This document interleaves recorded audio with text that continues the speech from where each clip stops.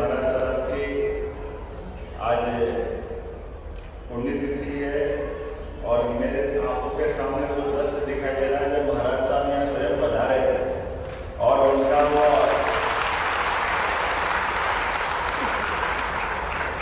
अलौकिक व्यक्तित्व ऐसा लग रहा था कि साक्षात देवता हमारे बीच पधारे तो आनंद में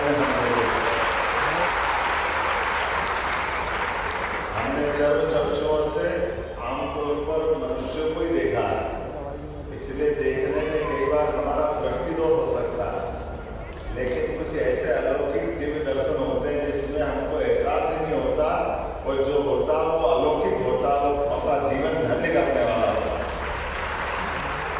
मैं नेमावती गया था, महावीर महाराज जी के दर्शन किए, उनका सानिध्य पाया। मैं उस समय शिक्षा मंत्री था और बाकी जीवन तो डोंगरगढ़ में महाराज जी जब हमारे बीच में चले गए तो मैं वहाँ भी अपनी आस्था मन में विश्वास लेके और महाराज जी का वैसे तो हमारे जैन दर्शन में और सनातन दर्शन में जीवन का कोई हिस्सा पवित्र आत्मा के साथ केवल आवागमन के रिश्ते वाला ही है। इसको इस प्रकार से देखते हैं कि जैसे वस्त्र बदलते हैं ऐसे शरीर बदलते हैं। तो कौन कह रहा है कि महाराज जी हमारे बीच में नहीं है? महाराज जी हमारे बीच में, हमारे अपने आसपास। हमको केवल स्मरण करने की देर है, केवल हमको देखने के देख आंखों को अपने दृष्टिकोण से केवल मन की आत्मा से देखने की, शरीर के तरीके से देखेंगे तो हमको दिखाई नहीं देगा। और इससे तो कहा ही गया कि वेदवाद की भी है, यद पिंडे तत् ब्रह्मांड है, जैसा पिंड होता है वही ब्रह्मांड होता है। बोलिए आचार्य विद्यासागर महाराज की। आज के इस पूरे उत्सव की उत्सव मूर्ति परम पूज्य 108 ब्रह्मांड सागर जी महाराज की, मंच पर ही विराजमान परम पूज्य आदित्य सागर महाराज साहब, अवतीर्ण सागर महाराज साहब, संदान सागर महाराज साहब, परम पूज्य सहज सागर महाराज साहब, सुदत्त सागर महाराज साहब, भदत्त सागर महाराज साहब, विश्व सुधीश्वर महाराज साहब, आप सबके समूचे संत के चरणों में प्रणाम करते हुए मंच पर ही विराजमान हमारे बीच माननीय प्रमुख सचिव, मुख्य सचिव अनुराग जैन जी, प्रमुख सचिव यहाँ विधानसभा के AP सिंह जी, माननीय सांसद आलोक शर्मा जी, माननीय विधायक भगवान दास सोनाली जी, माननीय विधायक संजय जालूराय जी, माननीय महापौर मालती राय जी, मेरे मित्र और भाजपा के नेता राहुल कोठारी जी, प्रदेश मंत्री भाजपा श्रीमान मनोज जैन जी, बांगा अध्यक्ष जैन समाज भोपाल। आज का दिन में परम पूज्य महाराज साहब की आज पुण्यतिथि है और मेरे आंखों के सामने वो दृश्य दिखाई दे रहा है जब महाराज साहब यहाँ स्वयं पधारे थे और उनका वो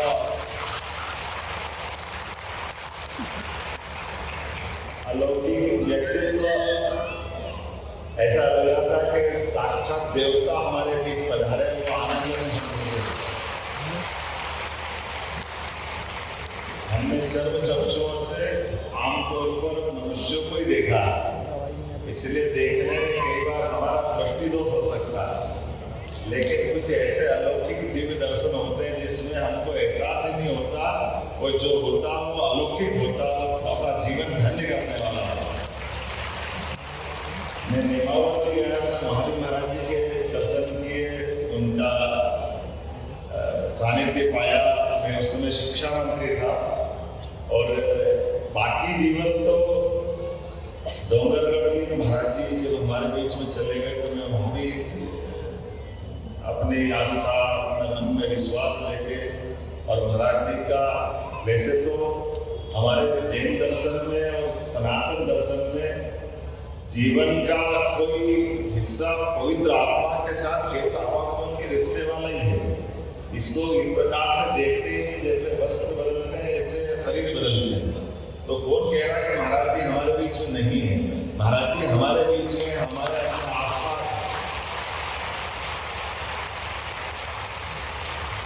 हमको केवल स्मरण करने के लिए, केवल हमको देखने के आंखों को अपने दृष्टिकोण से केवल मन की आत्मा से देखने के लिए, शरीर के तरीके से देखेंगे तो हमको दिखाई नहीं देगा। और इससे तो कहा ही गया जैसे वेद वाक्य भी है, यत् पिंडे तत् ब्रह्मांड, जैसा पिंड होता है वही ब्रह्मांड होता है। अब ये बोलने में छोटी बात है, लेकिन छोटी बात का विराट स्वरूप कहाँ जाके टिकता है। आचार्य विद्यासागर जी महाराज ने अपने जीवन काल में वो सब नियम का पालन किया जो बहुत आवश्यक था, लेकिन उसके साथ इस चराचर जगत से जो संबंध आना चाहिए, इस प्रकृति के साथ जो संबंध आना चाहिए, जीवन में लोगों को सच्चे अर्थों में ये बात तो सही है।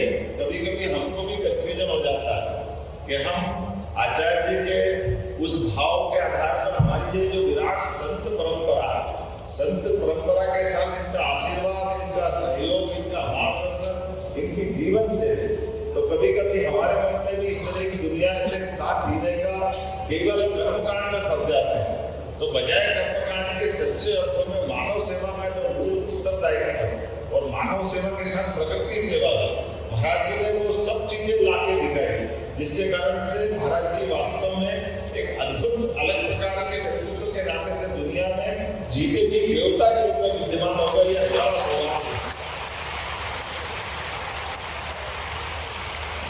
व्यक्तिगत जीवन में तप, संयम, त्याग, ये सारे शब्द छोटे पड़ जाते हैं।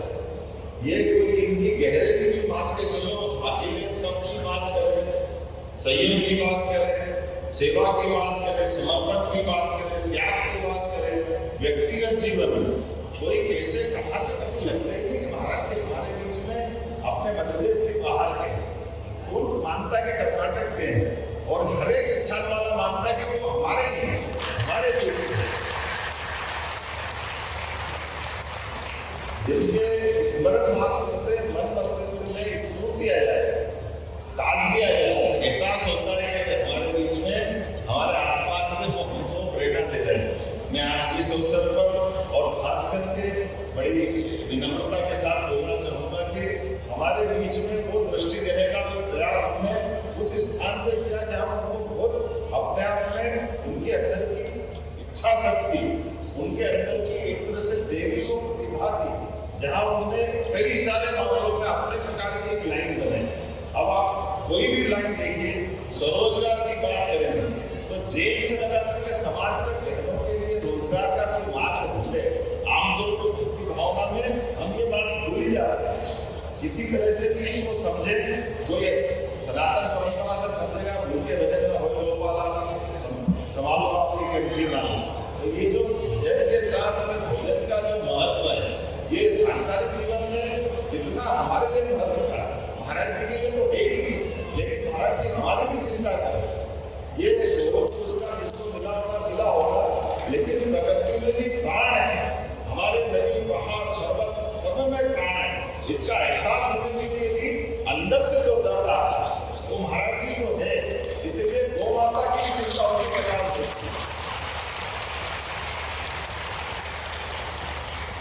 अब कहने के लिए गौ माता हम अगर बात करेंगे तो धार्मिक दृष्टि से बहुत व्याख्या दे सकते हैं, लेकिन गौ माता के माध्यम से समाज में पूरी प्रकृति बदल सकती है, पूरा समाज बदल सकता है, सबके जीवन में बदलाव आ सकता है। आमतौर पर जहाँ इस गौ माता की गौशाला की बात आती है तो गौ माता गौशाला के माध्यम से न केवल उस धारा को प्रभावित करने का प्रयास किया, बल्कि उन व्यवस्थाओं में लगातार चिंतन किया। और जिस भी स्थान पे कोई कॉम्प्रोमाइज नहीं, हमेशा वो धारा बराबर बहती रही, जैसे निर्मल धारा गंगा की तरह हिमालय से बहते हुए गंगा सागर तक जाती है, जो समाधान उन्होंने दिया वाकई तो अद्भुत। और मेरे दिमाग की प्रसन्नता है, हमारी सरकार में बनने के बाद भी किसानों की आय बढ़ाने के लिए समूचे समाज, अब ये केवल गौ माता से जैसे बात करते हैं तो गौ माता का ये पक्ष दब जाता है कि एकमात्र पशु में गौ माता ऐसी है जो मानव जीवन में अवलंबित है। एक नहीं सकते, ये अलग से जी नहीं सकते, इनको किसी जंगल में अकेले छोड़ दो, ये कभी एक रात नहीं गुजार सकते। लेकिन ये हमारा प्रकृति का जो इतना गंभीर रिश्ता, लेकिन ये भी बात सही है, वो माता ही एकमात्र ऐसे पशु भी हैं जो अपनी माँ का अपने बच्चों का भी ध्यान रखते और मनुष्य के बच्चों का भी ध्यान रखते हैं। एक माता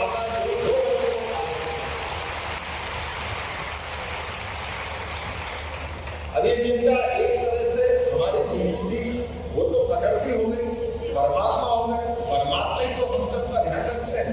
तो ये जो जीते जी अपने भाव से, अपने शब्दों से, अपने प्राकट्य से ऐसे दर्शन दे करके, ऐसे विषय रख करके समाज को प्रेरित करने का जो काम करते हैं, वाकई अद्भुत करते हैं। इसलिए हमारी सरकार बनी, सरकार बनने के तुरंत बाद जब माननीय प्रधानमंत्री जी श्रीमान नरेंद्र मोदी जी का संदेश आया कि तुरंत कैबिनेट करो, तो हमने कैबिनेट करने में मुझे इस बात की प्रसन्नता है कि हमने 4-5 बड़े निर्णय, उस बड़े निर्णय में से जैसे महाराज जी का एक अच्छा सबसे बड़ा आग्रह रहता है कि हमको स्वाध्याय, शिक्षा ये सबके लिए सुलभ होना चाहिए और शिक्षा में भी और आगे बढ़कर सभी भारतीय भाषाओं के लिए जो प्रेरणा देते हैं, वाकई वो सभी भाषाओं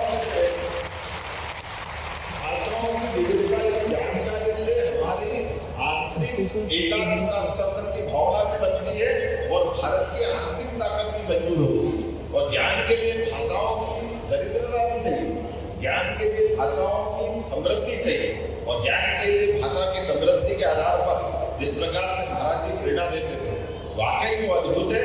मुझे इस बात की प्रसन्नता, इसलिए हमने पहला निर्णय किया कि हमारी नई शिक्षा नीति की तरफ देखें, क्योंकि हमारी शिक्षा नीति यशस्वी प्रधानमंत्री ये कहते हैं कि आपने इस शिक्षा नीति का आधार भारतीय जनतंत्र की सांस्कृतिक जड़ें होना चाहिए। भारत की जड़ों से जुड़ करके शिक्षा मिलेगी तो वो सच्ची शिक्षा होगी। इसीलिए उसमें जैन दर्शन भी है, उसमें सभी प्रकार के दर्शन आते हैं। उसी माध्यम से हमने पहले 55 एक्सीलेंस कॉलेज खोले और दूसरा अपने बीच में से ये खुले में मांस मदिरा की दुकान जो चलती थी, हमने उसको बंद करने का निर्णय लिया।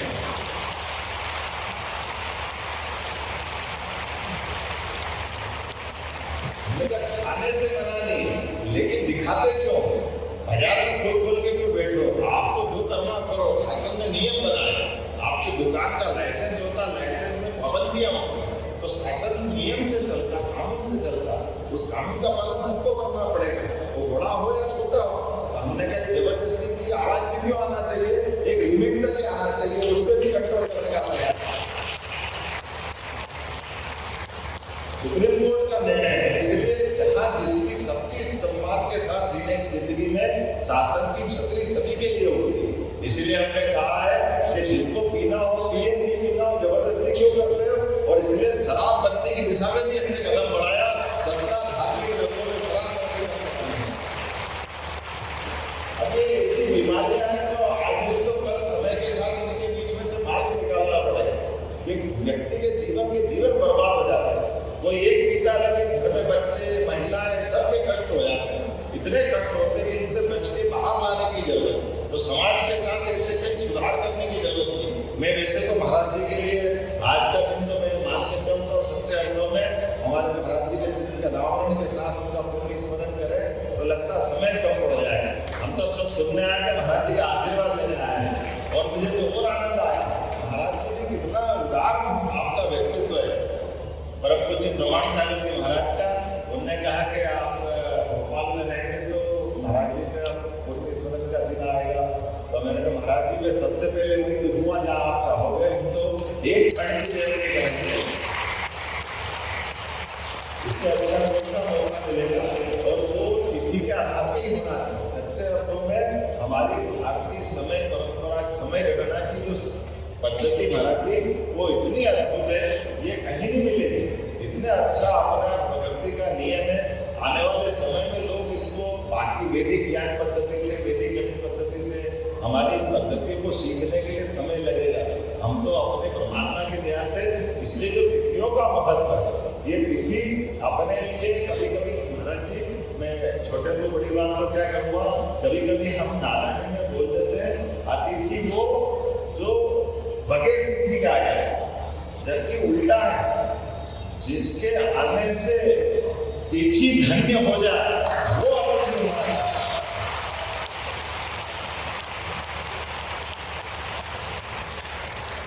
इसलिए हमारी जो भाषा की समृद्धि है, जो आनंद है, इस आनंद में कई बार हम अपनी भाषा से भूल जाते हैं। जैसे क्या हो जाता, हम कहते थे कि भाई जन्माष्टमी शुभकामना। अरे जन्माष्टमी की शुभकामना हो ही नहीं सकती। महावीर जयंती की शुभकामना। अरे महावीर जयंती तिथि है, तिथि कई नक्षत्रों कई घटना अपने पल सब समय को संयोजन करके परमात्मा की विशेष कृपा हुई, इसलिए वो तिथि धन्य हो गई। इसलिए उनकी मंगल कामना होना चाहिए, मंगल तिथि।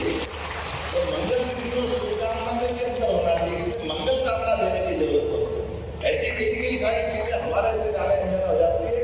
तो तिथियों का महत्व हमारे यहाँ समय गणना का भी हिसाब लगाएंगे तो एक साल में उत्तरायण दक्षिणायण 6 महीने के हमारे पास 6 दूनी 12 तो 12 के आधार पर ही मान के वहां तो 12 होंगे, लेकिन 6 हमारे ऋतुएं होती है। और ऋतुओं के आधार पर अपन देखें तो अपना बस 12 महीने के आधार पर भी अपनी 1 महीने के अंदर अपना कृष्ण पक्ष शुक्ल पक्ष रहेगा। और धीरे धीरे करके अगर अपन 24 घंटे के अंदर आएंगे तो 24 घंटे के अंदर भी हमारे पास 44 मिनट का एक अपना मुहूर्त होता है। और मुहूर्त के आधार पर भी गणना करेंगे तो जो सेकंड से माइक्रो सेकंड तक अभी गणित वाले गए, लेकिन हमारी त्रुटि तो 1.5 सेकंड का 27,500 हिस्सा लेके गिनती करते हैं। तो जो 1 सेकंड का 27,500 हिस्सा का हिसाब रखता है उससे वो आगे क्यों नहीं हिसाब रखे। तो ये हमारे प्राचीन ज्ञान कौशल की विशेषता है, इसलिए हमको गर्व करना चाहिए। इसलिए तिथि की महत्ता है। तो महाराज जी का पुण्य स्मरण तो तिथि वाले दिन में होना चाहिए। तो मैं आज के अवसर पर आपका अभिनंदन भी करता हूँ, आपका आशीर्वाद चाहता हूँ। और चूंकि ये बात सही है महाराज जी कि हम लोग की दुनिया के लोग हैं, तो कैसा अद्भुत आपका मन बड़ा है कि आप वहां से बैठ करके आप तो अपने श्रीफल से आनंद हमको बरसा रहे हैं। और हमको लोग की दुनिया में कोई पगड़ी पहना रहा, कोई माला पहना रहा, कोई क्या कर रहा, कोई क्या कर रहा, समझ नहीं पा रहा, भूल क्या रहा। ये दुनिया में दोनों तरह की बात दिखाई दे रही है। जो सब कुछ छोड़ के बैठे हैं उनके सामने नाटक करने से फायदा है क्या।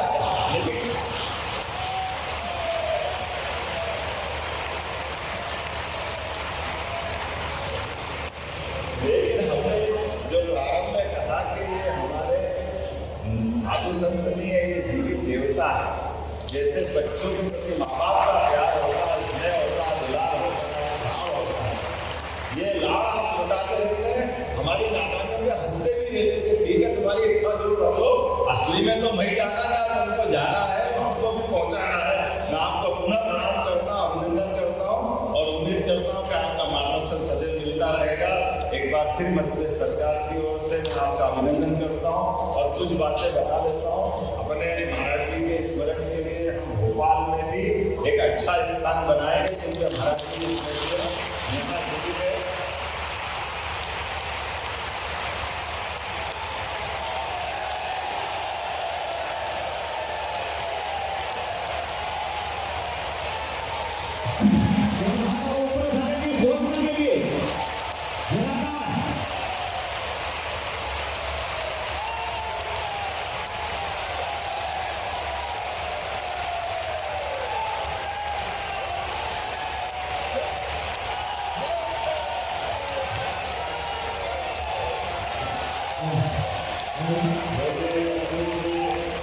विद्यासागर महाराज की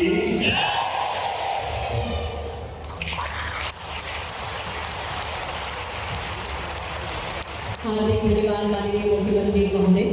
निश्चित ही माननीय मुख्यमंत्री महोदय अपनी भावनाओं और संवेदनाओं